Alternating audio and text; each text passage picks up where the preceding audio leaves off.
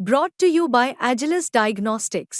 Health test की बात आती है तो मैं भरोसा करता हूँ India's largest diagnostics company Agilus diagnostics. खुद को टेस्ट करते रहो। लोकसभा और विधानसभा चुनाव से पहले चंद्रबाबू नायडू ने बड़े कष्ट भोगे।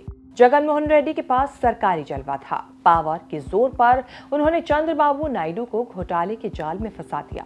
371 करोड़ के कथित स्किल डेवलपमेंट घोटाले में जेल भिजवा दिया। बेटा, बहू, पत्नी, समर्थक कई दिनों तक सड़क पर बैठकर आंदोलन करते रहे।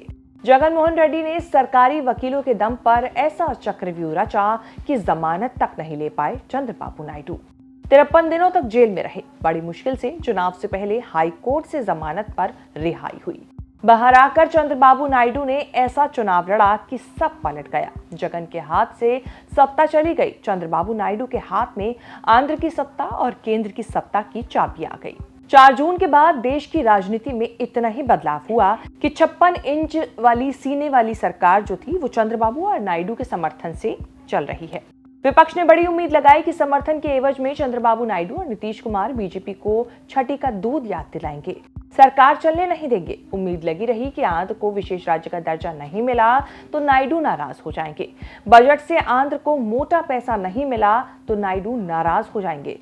सरकार ने ऐसा कोई मौका नहीं छोड़ा कि कोई नाराज हो पाए। सरकार सरपट चल रही है। गिरना तो दूर, सरकार को जरा सा झटका तक नहीं लगा अभी तक। उकसाने के बाद भी विपक्ष के फंदे के आसपास तक नहीं पटके नायडू। अब जाकर अंदर खाने चल रहे बड़े खेल का खुलासा हुआ है। समझ आया कि टीडीपी के समर्थन की जरूरत बीजेपी को थी या चंद्रबाबू नायडू को। जिस स्किल डेवलपमेंट घोटाले में चंद्रबाबू नायडू की गिरफ्तारी हुई, जेल गए, ईडी की जांच तेज थी, उसी केस में चंद्रबाबू नायडू को मिल गई है क्लीन चिट। स्किल डेवलपमेंट घोटाला हुआ या नहीं, इसकी जांच चल रही है। ईडी ने यह डिक्लेयर कर दिया कि चंद्रबाबू नायडू ने कुछ गलत नहीं किया। ईडी के सदुपयोग या दुरुपयोग की एक और कहानी के पात्र हैं चंद्रबाबू नायडू। समर्थन देकर बीजेपी से दोस्ती की, बीजेपी की करप्शन धोने वाली वॉशिंग मशीन में डुबकी लगाई और क्लीन होकर बाहर आ गए। अब कोई नायडू को घोटालेबाज नहीं कहेगा। घोटाला युवाओं के स्किल डेवलपमेंट के नाम पर हुआ। चंद्रबाबू नायडू ने 40 साल के राजनीतिक अनुभव का इस्तेमाल कर ईडी के फंदे से निकलने का स्किल दिखाया। ईडी की क्लीन चिट मिलने पर कांग्रेस का रिएक्शन ये रहा।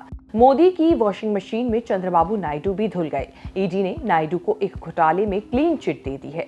ये स्किल डेवलपमेंट कॉर्पोरेशन से जुड़ा घोटाला है। इसमें नायडू जेल भी गए थे। अब मोदी ने अपने मित्र नायडू को पाक साफ घोषित करवा दिया है। मोदी वॉशिंग मशीन, दाग धुले चुटकियों में। कांग्रेस उन नेताओं की लिस्ट अपडेट करती जा रही है जो बीजेपी के साथ या बीजेपी में आए तो क्या हुआ। मोदी वॉशिंग मशीन में डाले गए, क्लीन होकर निकल गए।